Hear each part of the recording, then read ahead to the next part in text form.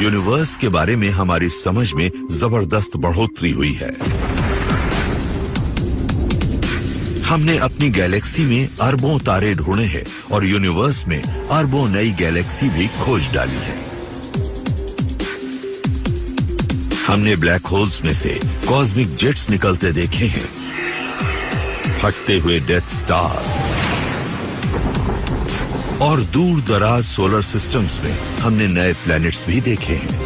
लेकिन जब बात आती है हमारे अपने कॉस्मिक जिप कोड की, तो हम इसके बारे में बहुत कम ही जानते हैं। हम स्पेस को स्टडी करते हैं और हमारे सबसे करीब है हमारा सोलर सिस्टम, तो इसे ही हमें सबसे अच्छे ढंग से समझना चाहिए। लेकिन शायद हमने ऐसा करने की अभी शुरुआत ही की है। हम उसके बारे में ज्यादा कुछ नहीं जानते। ये सोलर सिस्टम हमारा घर है, ये हमारा पड़ोस है, पर शायद आपको ये जानकर हैरानी हो कि हमें ये भी नहीं मालूम कि इसका दायरा कितना है।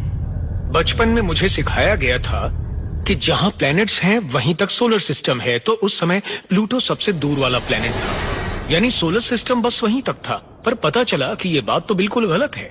अगर आप सोचते हैं कि जहाँ तक प्लैनेट्स हैं वहीं तक सोलर सिस्टम है, यानी जहाँ नेपच्यून और प्लूटो हैं, तो मेरा मानना है कि आप काफी कुछ मिस कर रहे हैं। हमें अभी अभी एक हैरत अंगेज बात पता चली है। जहां हमारे प्लैनेट्स खत्म होते हैं, 90% से ज्यादा हमारा सोलर सिस्टम वहां से शुरू होता है। जब तक सूरज की रोशनी वहां तक पहुंचती है, बहुत कमजोर हो चुकी होती है। लेकिन हम जानते हैं कि वहां कुछ है जहां से पृथ्वी पर मेहमान आते रहते हैं। ये हैं कॉमेट्स।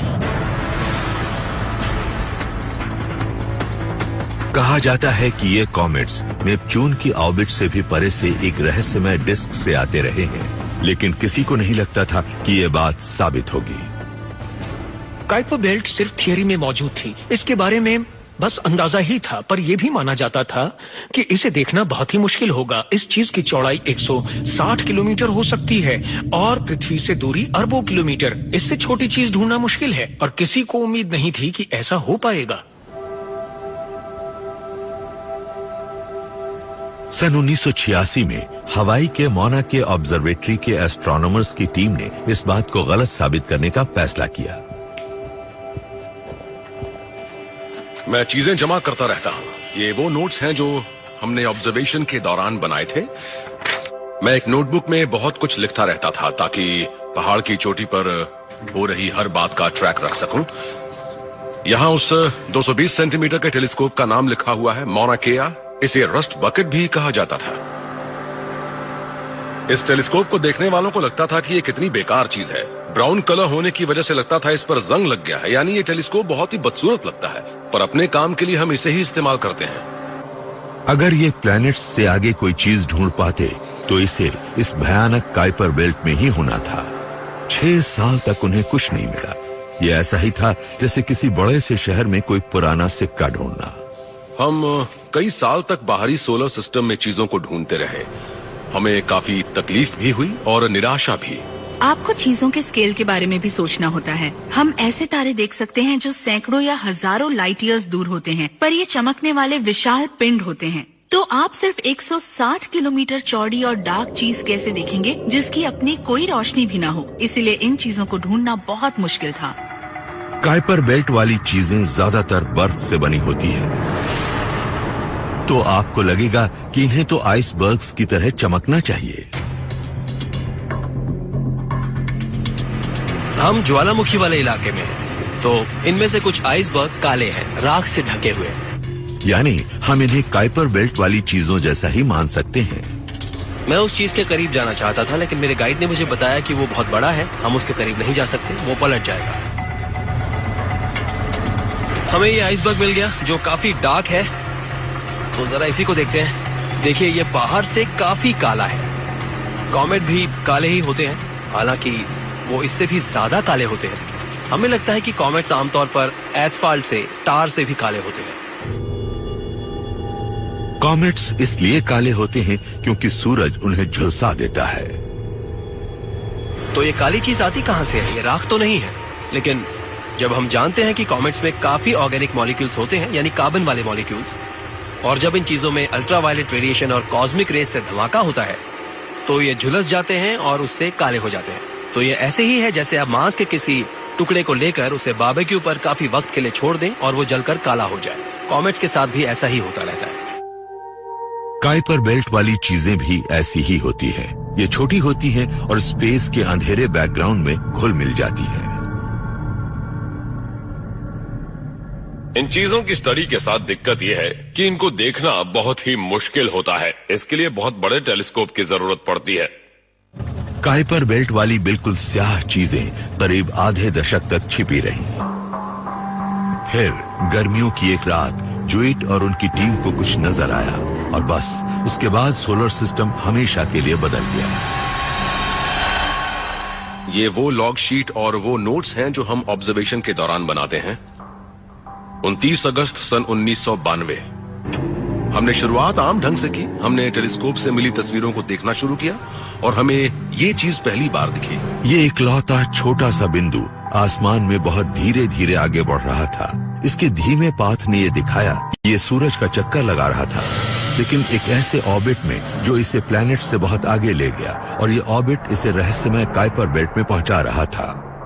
ये आसमान में बहुत धीमी रफ्तार से आगे बढ़ रहा था, इसीलिए ये बहुत दूर था। इसकी धीमी रफ्तार की वजह से हम फौरन जान गए कि ये तब तक सोलर सिस्टम में दिखने वाली सबसे दूर वाली चीज थी।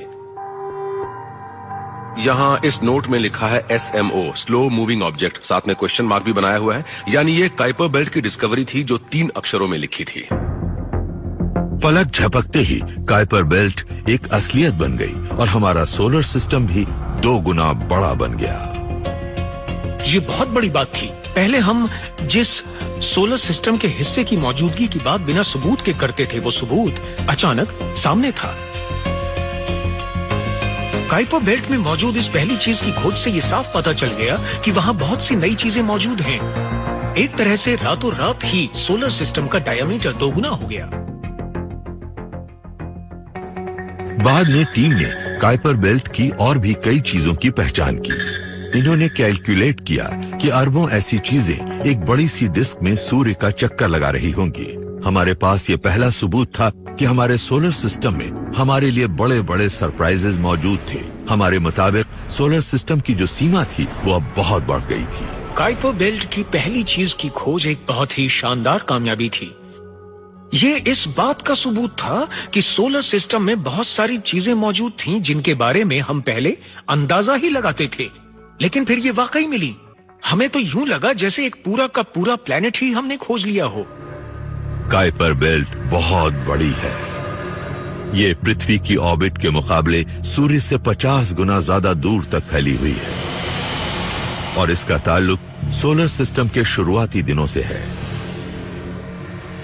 काइपर बेल्ट में मौजूद मटेरियल असल में प्लैनेट्स के बिल्डिंग ब्लॉक्स का बचा खुचा हिस्सा है। इन चीजों से पृथ्वी या जुपिटर जैसे बड़े ग्रह बन सकते थे, लेकिन इसमें से कुछ हिस्सा इधर उधर फैल गया और उसी तरह मौजूद रहा। ये छोटे छोटे टुकड़े प्लैनेट्स के बनने के दौरान बचे रहे हैं। काइपर बेल्ट की खोज से सोलर सिस्टम का साइज फौरन ही बढ़ गया, लेकिन एक मेंबर का ओहदा कम हो गया, क्योंकि इस बेल्ट में मौजूद कुछ चीजें हमारे सबसे छोटे प्लेनेट प्लूटो से भी बड़ी थी। इसीलिए इसे ड्वार्फ प्लेनेट का दर्जा दे दिया गया। प्लूटो को लेकर जो कंट्रोवर्सी होती रही है वो मुझे बहुत ही मजेदार लगी है। क्या ये प्लैनेट है, एक ड्वार्फ प्लैनेट है, या फिर इन दोनों के बीच की चीज? प्लूटो अब भी हमारे सोलर सिस्टम का एक दिलचस्प और जरूरी हिस्सा है, लेकिन अब हम इसे इसके सबसे करीबी पड़ोसियों के हिसाब से देखते हैं।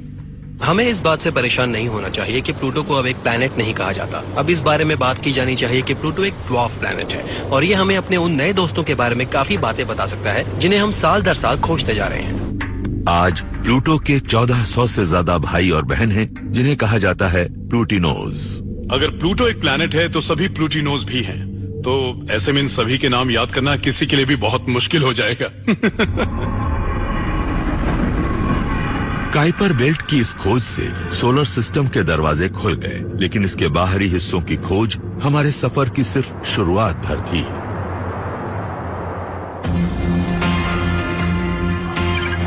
काइपर बेल्ट बहुत बड़ी है, लेकिन अगर आप सोचते हैं कि काइपर बेल्ट का छोर ही हमारे सोलर सिस्टम का छोर है, तो फिर ये आपकी सोच से कहीं ज्यादा बड़ा है। काइपर बेल्ट से काफी आगे सूर्य ने दरअसल सोलर सिस्टम के चारों तरफ एक डिफ्लेक्टर शील्ड लगा रखी है।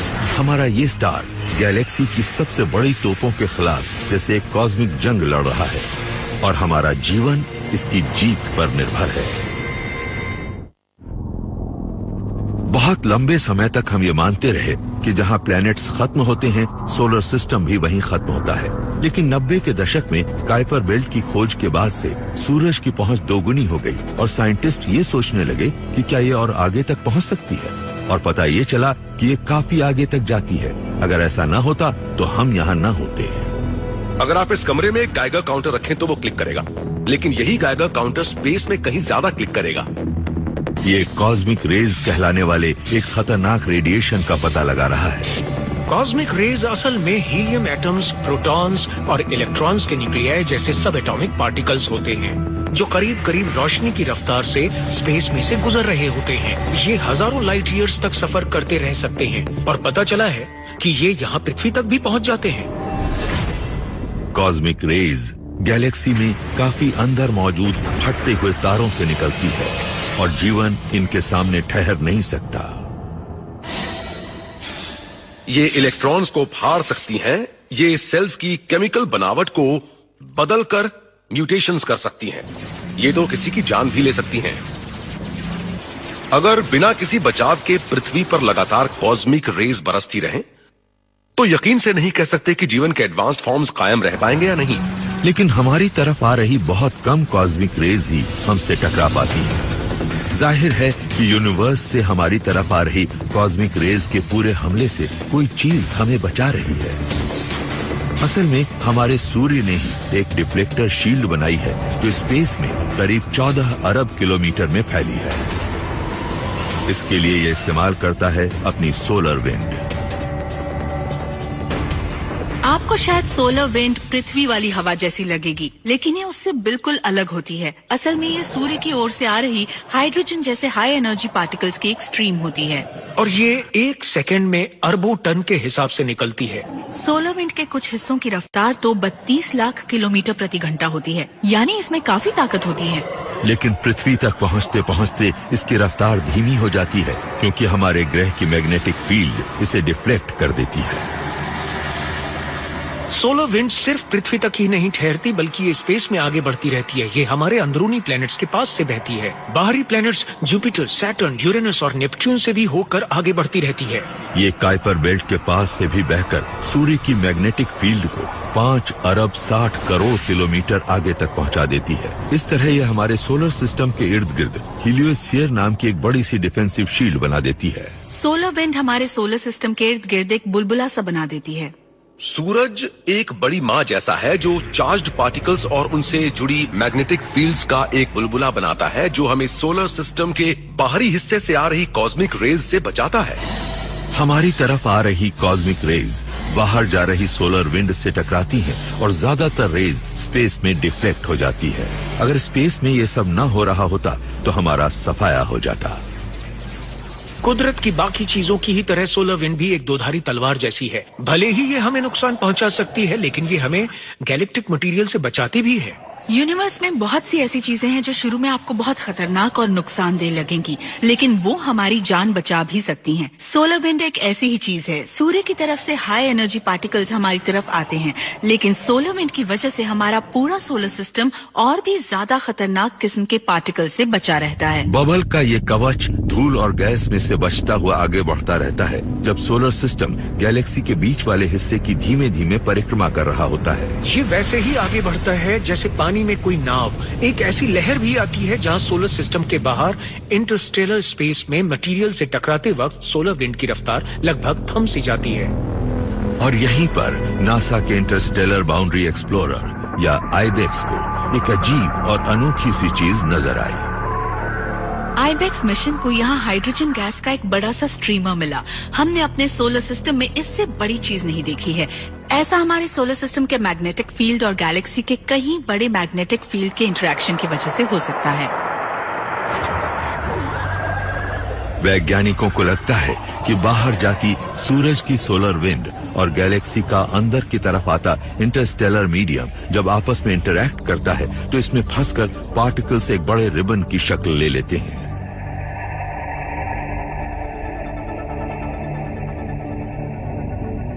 ये रिबन करीब 160 अरब किलोमीटर लंबा है, यानी ये हमारे सोलर सिस्टम में सबसे बड़ी चीज है। हमारे सोलर सिस्टम के छोर पर मौजूद इन बड़े बड़े स्ट्रक्चर्स के बारे में जानकर बहुत अच्छा महसूस होता है, क्योंकि इनकी उम्मीद किसी ने नहीं की थी। तो जिन चीजों की उम्मीद ना की गई हो उन्हें देखकर ही हम सीखते हैं और ऐसे ही साइंस आगे बढ़ती है।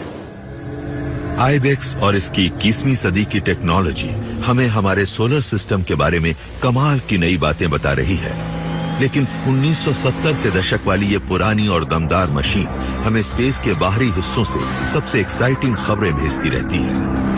वोयेजर स्पेसक्राफ्ट करीब 40 साल से सफर कर रहा है और आज भी ये बड़े बड़े मैग्नेटिक बबल्स की विशाल फील्ड्स और हमारे सोलर सिस्टम से निकलने वाले बड़े बड़े और हाई पावर्ड जेट्स के बारे में संदेश भेजता रहता है।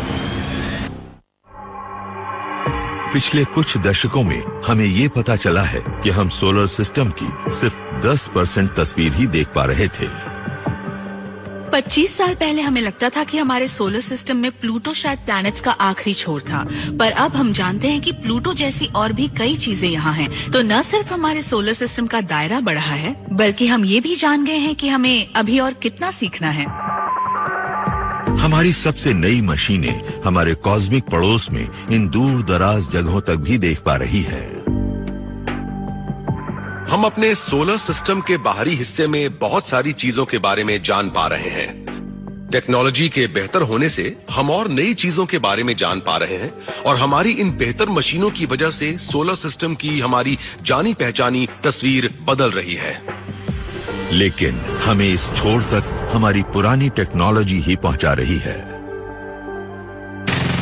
जब नासा ने 1977 में वोयेजर 1 लॉन्च किया था तो उनका अंदाजा था कि ये 5 साल तक काम करेगा, लेकिन ये छोटा सा स्पेस प्रोब 37 साल बाद भी हैरान करने वाली जानकारियां भेज रहा है।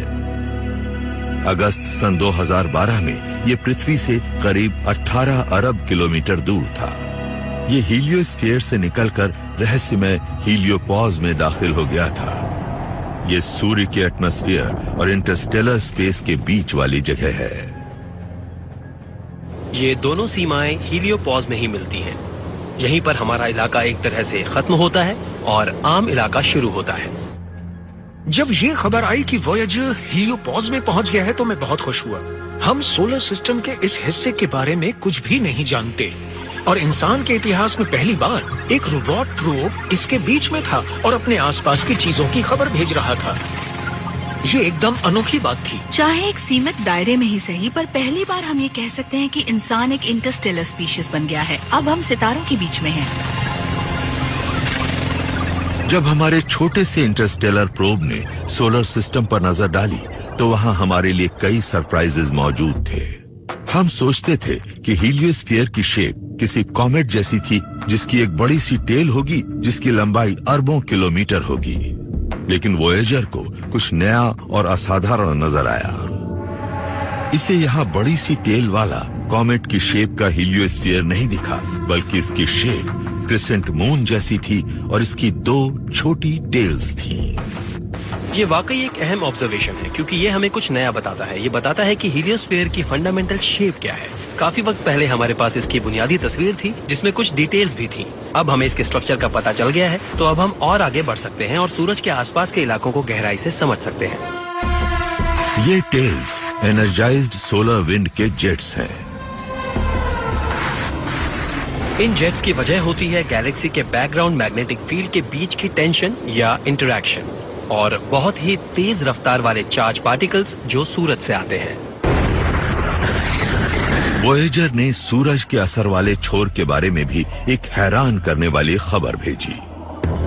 शायद हीलियोपॉज कोई क्लियर बैरियर नहीं है। ये कोई हार्ड एज नहीं है, ये कोई शार्प चीज नहीं है। ये एक धुंधला और फैला हुआ सा हिस्सा है। ये लाखों करोड़ों किलोमीटर चौड़ा है और इसके बीच में वोयेजर को कुछ बहुत अजीब ही चीज मिली। यहाँ था विशाल मैग्नेटिक बबल्स का एक गोला।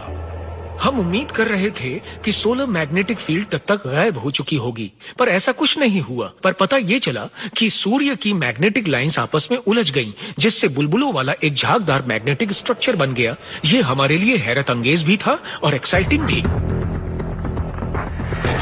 सूर्य की मैग्नेटिक फील्ड बाहर की ओर बढ़ते हुए ऐंठती और उलझती जाती है। ये लाइनें एक दूसरे को काटते हुए फिर जुड़ती हैं और बड़े बड़े मैग्नेटिक बबल्स बनाती हैं। ऐसा हर झागदार बबल करीब 16 करोड़ किलोमीटर चौड़ा होता है और ये काफी चौड़ाई है। पृथ्वी से सूर्य की दूरी इतनी ही है और सोलर सिस्टम को ऐसे हजारों बबल्स ने घेर रखा है। किसी को नहीं पता कि ये मैग्नेटिक बबल्स क्या करते हैं, पर यह हो सकता है कि ये cosmic bubble wrap galactic radiation से बचाव की पहली लाइन हो, जो सोलर सिस्टम को कॉस्मिक हमले से बचाता है। जरा सोचिए कि वॉयेजर को लॉन्च किए जाने से अब तक टेक्नोलॉजी कितनी बदल चुकी है। तब किसी के पास सेल फोन नहीं थे, दूसरे देश तक फोन करना अपने आप में एक बड़ी मुसीबत हुआ करती थी। लेकिन फिर भी इस पुरानी टेक्नोलॉजी की बदौलत अब हम सोलर सिस्टम के छोर के बारे में जान पा रहे हैं। अब जरा सोचिए कि अगले 50 साल में क्या कुछ हो सकता है। अब वॉयेजर हीलियोपॉज से भी आगे जा चुका है, पर क्या इसने वाकई सोलर सिस्टम से विदा ली है? जी नहीं, अभी वॉयेजर के सफर के लिए सोलर सिस्टम का काफी हिस्सा मौजूद है और सोलर सिस्टम से विदा लेने में इसे अभी बहुत लंबा वक्त लग सकता है, शायद सैकड़ों या हजारों साल। ये सूर्य के एटमॉस्फेयर से बाहर है, लेकिन उसकी ग्रेविटी के दायरे से बाहर नहीं। आगे बढ़ने के दौरान हम दाखिल होते हैं काइपर बेल्ट में, प्लूटो के ऑर्बिट से भी आगे। ये दूरी बहुत ज्यादा है और हीलियोपॉज उससे भी आगे है, यानी सूरज का मैग्नेटिक फील्ड। तो आप सोच सकते हैं कि आप सोलर सिस्टम के आखिरी छोर पर पहुंच गए हैं, पर सच ये है कि अब भी वहाँ कुछ ऐसी चीजें हैं जो ग्रेविटी की वजह से हमारे सोलर सिस्टम से जुड़ी हुई हैं। और कभी कभार कोई चीज इस मटेरियल को हमारे सूर्य की ओर भेज देती है और कभी कभी पृथ्वी उसके रास्ते में पड़ जाती है। सोलर सिस्टम के बाहरी हिस्से में काफी आगे, सूर्य के एटमॉस्फेयर के आखिरी भाग से भी परे, हम कुछ नहीं देख पाते। हम उतनी दूर तक देख ही नहीं सकते, लेकिन कभी कभी वहां से हमारे पास मैसेंजर्स आते हैं जो जिंदगी को खत्म कर सकते हैं। ये है comets.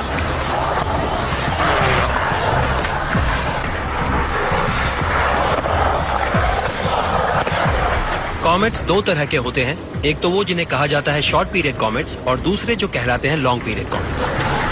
Short period comets Kuiper belt से आते हैं। ये स्पेस जंक की वो डिस्क है जो हमारे प्लैनेट्स से आगे मौजूद है। ये सोलर सिस्टम के इर्द गिर्द छोटे छोटे चक्कर काटते रहते हैं। ये 200 साल या इससे कम के रेगुलर इंटरवल्स पर लौटते हैं। लेकिन लॉन्ग पीरियड कॉमेट्स थोड़े रहस्यमय होते हैं। लॉन्ग पीरियड कॉमेट्स हर 1000 साल या शायद 10 लाख साल के बाद भी लौट सकते हैं, और सर्कल्स में आने वाले शॉर्ट पीरियड कॉमेट्स के उलट ये लॉन्ग पीरियड कॉमेट जब प्लंजिंग ऑर्बिट्स में आते हैं तो ये हर जगह और हर दिशा में गिर सकते हैं।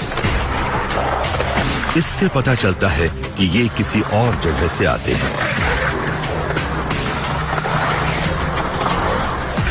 हमें लगता है कि लॉन्ग पीरियड कॉमेट्स कहीं ज्यादा दूर जगह से आते हैं, किसी बहुत दूर की चीज के किसी स्फेरिकल क्लाउड से, जो अक्सर सूरज की तरफ गोता लगाते रहते हैं।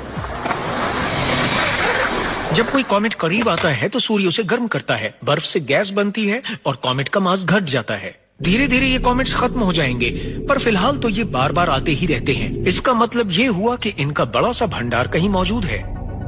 लेकिन ये भंडार है कहाँ?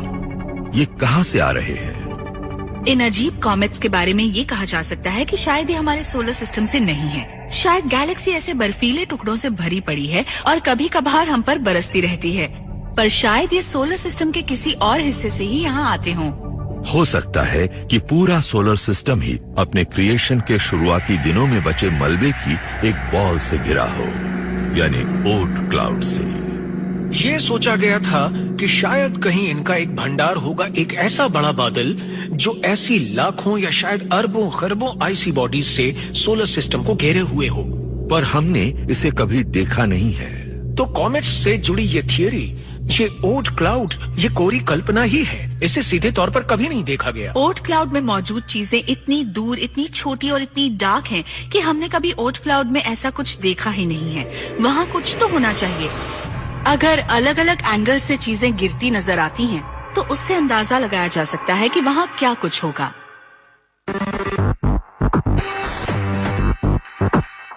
लेकिन कोई ओट क्लाउड बनाने के लिए बहुत सारा मटेरियल चाहिए। मिलिए बोल्डर कोलोराडो के जेनस सुपर कंप्यूटर से। इस तरह के सुपर कंप्यूटर्स में हजारों प्रोसेसर्स और लाखों कंप्यूटिंग कोर्स होते हैं। इस तरह की मशीन से 1 सेकंड में 100 खरब से भी ज्यादा कैलकुलेशंस की जा सकती हैं। और इसकी जरूरत है अगर हम अरबों साल के दौरान हुए लाखों करोड़ों कॉमेट्स के विकास को समझने की कोशिश कर रहे हैं, तो जो काम इस मशीन से हो सकता है, कागज और कलम से कभी नहीं हो सकता। सुपर कंप्यूटर का इस्तेमाल करके एस्ट्रोनॉमर्स नजर न आने वाले विशाल ओट क्लाउड की एक तस्वीर को जोड़ना शुरू कर सकते हैं। और शुरुआत उसी से होगी जो दिखेगा, यानी वो कॉमेट्स जो सूरज की तरफ तेजी से बढ़ते हैं। किसी कॉमेट के सामने आने तक हमें कोई ओट क्लाउड दिखाई नहीं देता, तो हमें यह अंदाजा लगाना होता है कि कब ऐसा कोई क्लाउड एकदम सही तरीके से आएगा, जो सूरज के नजदीक से गुजरेगा, ताकि हम उसे देख सकें। फिर हम उल्टी दिशा में काम करते हुए ये बता सकते हैं कि हर 10 साल में इस साइज का करीब 1 कॉमेट नजर आता है, और शायद ऐसे ही अरबों खरबों कॉमेट से ये ओट क्लाउड बना होगा। कैलकुलेशंस से पता चलता है कि ओट क्लाउड में करीब 2 खरब आइसी ऑब्जेक्ट्स हैं, जो हीलियोपॉज से भी आगे तक फैले हुए हैं। ये समझना मुश्किल है कि ओट क्लाउड कितना आगे तक फैला हुआ है, लेकिन इसका छोर शायद पृथ्वी से सूरज की दूरी के मुकाबले 10,000 गुना आगे तक है। तो इसका मतलब ये हुआ कि ये दूरी हुई 1.6 खरब किलोमीटर। तो ये इतना बड़ा है, ये प्लैनेट्स के सोलर सिस्टम से इतना विशाल है कि अगर आप सूर्य से सभी प्लैनेट्स को हटा दें, तो भी ओट क्लाउड को कोई फर्क नहीं पड़ेगा।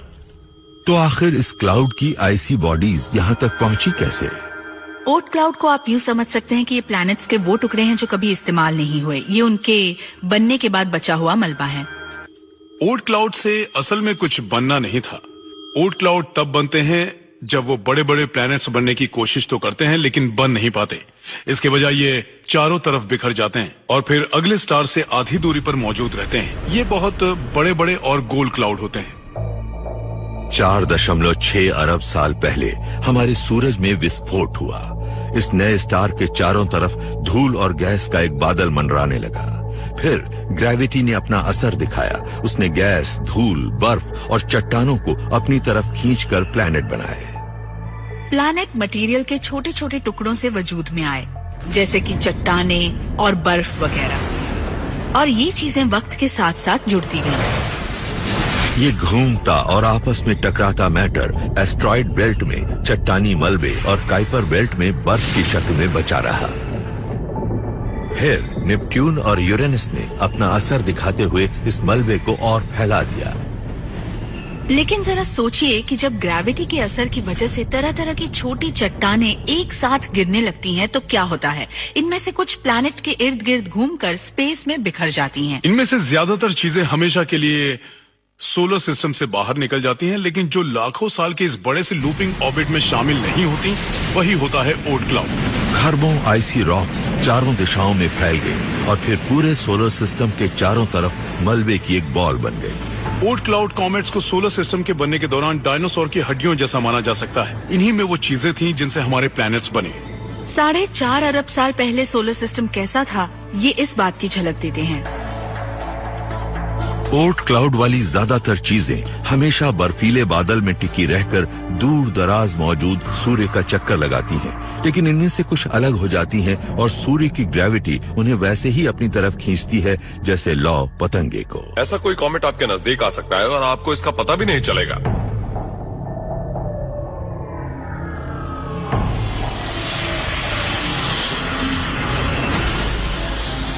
ये कॉमेट्स कई किलोमीटर चौड़े हो सकते हैं और इनकी रफ्तार भी बहुत तेज होती है, कभी कभी 160 किलोमीटर प्रति सेकंड तक। इसीलिए ये काफी खतरनाक होते हैं। कितने खतरनाक? किसी डायनासोर से पूछिए। कुछ लोगों को लगता है कि जिस जबरदस्त टक्कर की वजह से डायनासोर मारे गए थे वो शायद एक बड़ा सा ओर्ट क्लाउड कॉमेट था।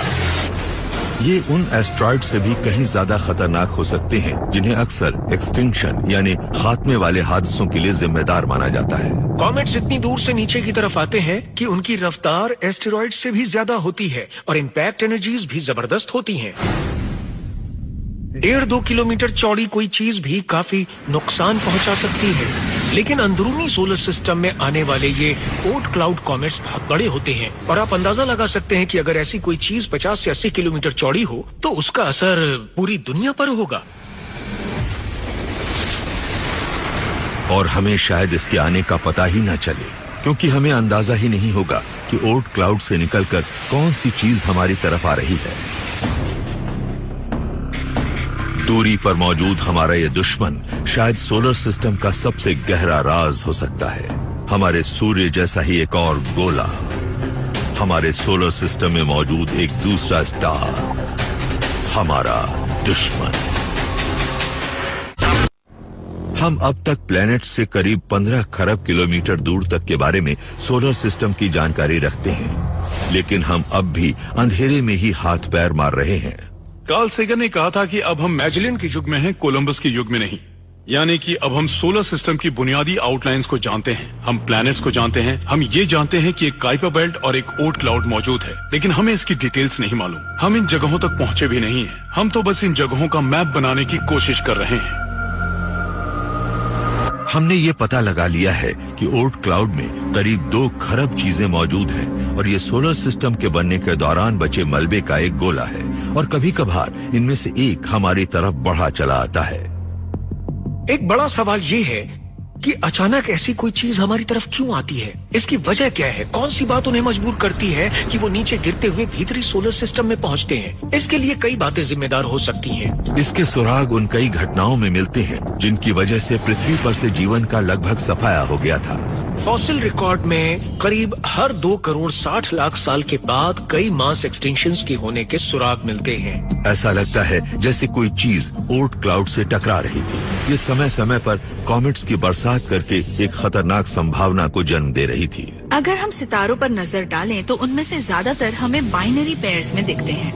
कुछ मामलों में ये बहुत दूर हो सकते हैं। इन्हें एक दूसरे का चक्कर लगाने में लाखों साल भी लग सकते हैं। ऐसे में एक सवाल उठता है कि क्या सूर्य का भी कोई ऐसा साथी है जो हमें अभी तक नहीं मिला क्योंकि वो बहुत दूर है? ये सोचना इंटरेस्टिंग हो सकता है कि फिलहाल हमारे सूर्य का कोई भाई या बहन है कि नहीं, क्योंकि हम जानते हैं कि 100 अरब तारों वाली हमारी गैलेक्सी में आधे से ज्यादा स्टार बाइनरीज, ट्राइनरीज या कॉन्टिनरी सिस्टम्स वाले हैं। इसलिए इकलौते तारे के होने के आसार कम ही हैं। और कहीं ये दूर दराज स्टार ही तो ओर्ट क्लाउड को डिस्टर्ब करने के लिए जिम्मेदार नहीं है। होता यह है कि हर 2 करोड़ 60 लाख साल में ये binary star partner Oort cloud से होकर गुजरता है। ये ऑर्बिट्स को अपसेट करके कॉमेट्स को हर दिशा में फैला देता है, जिससे उनमें से कुछ भीतरी सोलर सिस्टम में आकर पृथ्वी से टकराकर मास एक्सटिंक्शन इवेंट पैदा कर देते हैं। और सूरज के इस खतरनाक बाइनरी स्टार पार्टनर का नाम था नेमेसिस। लेकिन नेमेसिस थियरी की अपनी कुछ समस्याएं हैं। ऐसा हो सकता है कि ओर्ट क्लाउड से गुजरते किसी रहस्यमय तारे की ग्रेविटी वक्त वक्त पर कॉमेट्स को सूरज और पृथ्वी की तरफ भेज सकती है। लेकिन अगर हमारे सूरज का कोई साथी तारा है तो उसे दिखना चाहिए। तो आपको लगेगा कि ये नेमेसिस स्टार तो आसानी से दिखना चाहिए क्योंकि सितारे चमकदार होते हैं, लेकिन यहाँ आइडिया ये है कि शायद नेमेसिस एक ड्वार्फ स्टार है। शायद ये एक ब्राउन ड्वार्फ है, तो ये बहुत छोटा होगा और इसीलिए ये ज्यादा चमकदार भी नहीं होगा। एक ब्राउन ड्वार्फ कोई स्टार या प्लेनेट नहीं होता, ये उनके बीच की चीज है, एक ऐसा तारा जो वजूद में ही नहीं आया। तारों में तब विस्फोट होता है जब ग्रेविटी हाइड्रोजन गैस के विशाल बादलों को आपस में टकराकर जबरदस्त प्रेशर और टेम्परेचर पैदा करती है। लेकिन अगर गैस काफी नहीं होगी तो फिर इतनी ग्रेविटी भी नहीं होगी कि इतना जबरदस्त धमाका हो सके। ऐसे में ये कोई स्टार नहीं बनता। दूसरी तरफ ये जुपिटर से कहीं ज्यादा बड़ा है, जिसका मास हमारे सूर्य का सिर्फ 1/1000 है। ये चीजें गर्म होती हैं, लेकिन स्टार्स की तरह इनमें धमाका नहीं होता। इन्हें देखना मुश्किल होता है क्योंकि ये चमकदार नहीं होते, लेकिन इनमें काफी ज्यादा मास मौजूद हो सकता है। तो क्या कहीं कोई ऐसा ब्राउन ड्वार्फ हो सकता है जो समय समय पर हमारी तरफ कॉमेट्स को भेजता रहता है? इतनी दूरी पर मौजूद किसी ब्राउन ड्वार्फ को हम नहीं देख पाएंगे, लेकिन ये इतना गर्म तो होना चाहिए कि इंफ्रारेड के जरिए इसे ढूंढा जा सके। इंफ्रारेड टेलीस्कोप्स के जरिए आप किसी चीज की गर्मी का पता लगा सकते हैं, भले ही इसमें से रोशनी ना निकल रही हो। तो बेशक ब्राउन ड्वार्फ में से रोशनी निकलती दिखाई ना दे, लेकिन इसमें से गर्मी तो काफी निकलनी ही चाहिए। ऐसे मिशन आयोजित किए गए हैं जिन्होंने पूरे आसमान का सर्वे किया, और अगर सूर्य के आसपास 4 अरब साल पुराना कोई ब्राउन ड्वार्फ होता तो वो जरूर नजर आ जाता। तो अभी तक कोई नेमेसिस नहीं मिला है। तो अगर कोई दुश्मन स्टार वहाँ मौजूद नहीं है, तो क्या कोई और चीज ओर्ट क्लाउड के साथ छेड़खानी कर रही है?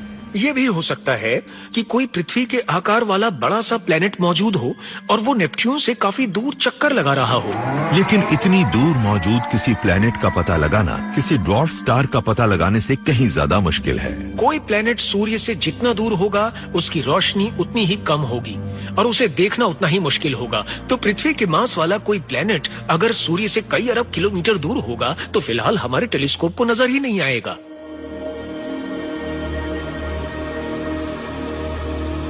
अब भी ये गुंजाइश है कि पृथ्वी के साइज की कोई चीज ओर्ट क्लाउड में मौजूद हो और उथल पुथल मचा रही हो।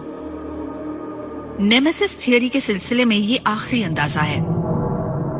हम शायद कभी न जान पाए कि क्या चीज ओर्ट क्लाउड वाली चीजों को ऑर्बिट से बाहर ढकेल रही है और वहाँ सिर्फ यही राज मौजूद नहीं है। हमें अब भी नहीं पता कि सोलर सिस्टम कहाँ खत्म होता है। सोलर सिस्टम के छोर को ढूंढने से हम सोलर सिस्टम को समझने से जुड़े बड़े राज को सुलझा पाएंगे। जब तक वो छोर नहीं मिलेगा तब तक उसके साइज का पता कैसे चलेगा? शायद सबसे बड़ा राज ये है कि हमारे सूर्य में मटेरियल कुछ ज्यादा ही है। ये कॉस्मोस से कुछ ज्यादा ही सक्रिय नजर आ रहा है। ये हो सकता है कि हमारा सूर्य एक चोर है जिसने कॉस्मोस में अपने भाइयों और बहनों से मैटर चोरी किया है। लेकिन ये अतिरिक्त मैटर शायद तब हमारी जान बचाएगा जब सूर्य के तेवर हम पर तीखे हो जाएंगे। 25 साल पहले हमारे हिसाब से सोलर सिस्टम में 9 प्लैनेट्स थे और ये करीब 11 अरब किलोमीटर में फैले हुए थे। लेकिन अब हम ये जानते हैं कि ये इलाका 1000 गुना ज्यादा बड़ा है। इसका फैलाव 3 लाइट ईयर्स से भी ज्यादा है और हर बार ये हमें पहले से ज्यादा बड़ा दिखाई देता है। ये सचमुच बहुत विशाल है। न जाने कैसे इसमें मैटर कुछ ज्यादा ही है। थियरी में तो हम ये कैलकुलेट कर सकते हैं कि जब सोलर सिस्टम बना होगा तो कितने कॉमेट्स का निर्माण हुआ होगा। फिर हम ओर्ट क्लाउड से आने वाले इन कॉमेट्स की संख्या से पता लगा सकते हैं कि वहाँ कितने कॉमेट्स और होंगे। लेकिन इन दोनों संख्याओं में बहुत फर्क है। सूर्य के साथ जितने कॉमेट्स बने उनकी तादाद हमारे अंदाजे वाली संख्या से कहीं ज्यादा कम है। ओर्ट क्लाउड में इतना ज्यादा मटेरियल है कि उससे सिर्फ एक औसत आकार का स्टार ही नहीं बनेगा। इन दोनों संख्याओं के बीच का फर्क तभी कम हो सकता है अगर सूर्य ने शुरुआती दौर में मैटर चुराया हो। 5 अरब साल पहले एक सुपरनोवा फटा था और उसने धूल और गैस के बड़े बादल में एक शॉक वेव भेजी थी। इससे बादल कंप्रेस हुआ और डेंस गैस वाले इलाके बने। ये थी तारों की नर्सरी। गैस की सैकड़ों पॉकेट्स अपनी ही ग्रेविटी के जोर से खत्म हो गई और उनसे जन्म हुआ सैकड़ों तारों का। हमारा मानना है कि सूर्य बना अपने भाइयों और बहनों के क्लस्टर से और सूर्य शायद 400 या 500 दूसरे तारों के एक क्लस्टर में बना था। अगर आप इन बनते हुए तारों की तस्वीरें लें तो ये अपने बीच मौजूद दूरी के हिसाब से बहुत छोटे लगेंगे, लेकिन इनका कॉमेट्स वाला अपना बादल बहुत बड़ा होता है। तो एक दूसरे से कॉमेट्स को चुराना मुमकिन है। सूर्य स्मार्ट था और जब ये आगे था तो ये परे हट गया। इससे दूसरे तारों से बहुत से कॉमेट्स मिले और फिर ये अपने रास्ते पर आगे बढ़ गया। इस वक्त जो चीजें काफी दूरी पर पृथ्वी का चक्कर लगा रही हैं, वो शायद उन्हीं कम उम्र अन्य तारों से आई होंगी। कॉस्मोस में एक दूसरे से ये दुश्मनी शायद अब भी जारी हो। हम शायद अपने ही भाइयों और बहनों से चीजों को चुरा रहे हों और वो भी हमारे ओर्ट क्लाउड से शायद ऐसा ही कर रहे हों। सोलर सिस्टम में हमारे ओर्ट क्लाउड के सबसे नजदीक जो स्टार है उसका नाम है अल्फा सेंटोरी। अल्फा सेंटोरी के पास शायद एक और ओर्ट क्लाउड भी है। हो सकता है कि कुछ चीजें इन दोनों तारों के बीच आती जाती रहती हों। तो इन दोनों तारों के बीच में ही शायद हमारे सोलर सिस्टम का आखिरी छोर मौजूद होगा। और इस छोर पर जो कुछ होता है वो हमारे लिए एक बुरी खबर हो सकती है। पृथ्वी पर मौजूद जीवन पर अल्फा सेंटोरी का गहरा असर हो सकता है। ये भी हो सकता है कि इस स्टार और इसके ओर्ट क्लाउड में मौजूद चीजों का हमारे ओर्ट क्लाउड पर तब ग्रेविटेशनल इफेक्ट पड़े जब कोई चीज हमारे सबसे नजदीकी तारे की वजह से यहाँ आ गिरती है। इसका मतलब है कि ये कोई छोर नहीं बल्कि लगातार चलने वाली एक रस्साकशी है। हम इंसानों को तय सीमाएं ज्यादा अच्छी लगती हैं, लेकिन सोलर सिस्टम में ऐसा नहीं होता है। वहाँ सीमाएं गैलेक्सी में घुल मिल सी जाती हैं। ना तो सूर्य अकेला है और ना ही हमारा ओर्ट क्लाउड। हम लगातार इंटरैक्ट करते रहते हैं और इस तरह हम मिल्की वे के कहीं ज्यादा बड़े माहौल के साथ जुड़े होते हैं। और शायद यही धुंधलापन हमें सोलर सिस्टम से बाहर निकालने में मदद करे। जहाँ सोलर सिस्टम खत्म होता है वहीं शायद नई दुनिया की नींव रखी जा सके और हमारे एक नए सफर की शुरुआत हो। हमारे सोलर सिस्टम की बनावट के बारे में जानने से जुड़ी एक दिलचस्प बात यह है कि जब हम इंटरस्टेलर स्पेस में कदम रखेंगे तो वहाँ ऐसी बहुत सी चीजें होंगी जिन्हें हम बतौर रिसोर्स इस्तेमाल कर सकते हैं। वहाँ चट्टाने हैं, बर्फ है। हम वहाँ से गुजरते वक्त अपने स्पेसक्राफ्ट में फ्यूल भर सकते हैं। हो सकता है कि गैलेक्सी का जायजा लेने के दौरान बेहद दूर मौजूद ओर्ट क्लाउड ही वो जगह हो जो इस लंबे सफर में हमारा पड़ाव बन सके। हमें अपने सोलर सिस्टम के बारे में अभी बहुत कुछ सीखना है। हमें बहुत सी नई चीजें ढूंढनी है। जब भी हम यूनिवर्स के बारे में कोई नई जानकारी पाते हैं हैरान हो जाते हैं और ये बात मुझे एक्साइट करती है। हर सुबह अगर मुझे कोई सरप्राइज नहीं मिलता तो मैं सरप्राइज हो जाता हूँ। और जैसे जैसे नई टेक्नोलॉजीज आती जाएंगी नई चीजों को लेकर हमारी समझ भी बढ़ती जाएगी। हम बेहतर टेलीस्कोप्स बना रहे हैं, हम स्पेस में प्रोब्स भेज रहे हैं। हमें अभी बहुत कुछ सीखना है और ये बहुत ही एक्साइटिंग है। यूनिवर्स में मौजूद हमारी ये नई आंखें हमें हमारे सोलर सिस्टम को बिल्कुल एक नए ही रूप में दिखा रही है। हम धीरे धीरे उन पेचीदा कनेक्शंस को आपस में जोड़ रहे हैं जो हमारी जिंदगियों से ताल्लुक रखते हैं और दूर तक फैले यूनिवर्स से भी। यूनिवर्स के बारे में हमने जो भी नई खोज की है उससे पता चलता है कि कोई भी सोलर सिस्टम अपने में अकेला नहीं है। मटेरियल बाहर से आता है, अंदर से आता है, अंदर से बाहर जाता है और हम जब अपने सोलर सिस्टम के बाहरी किनारों की जांच करते हैं तो उससे सोलर सिस्टम के हमारे मायने बदलते जा रहे हैं। हम अपने प्लेनेट से बाहर निकलकर अपने आसपास के माहौल पर नजर डालना शुरू कर रहे हैं, जो अच्छी बात है। सूर्य दूसरे अरबों खरबों तारों और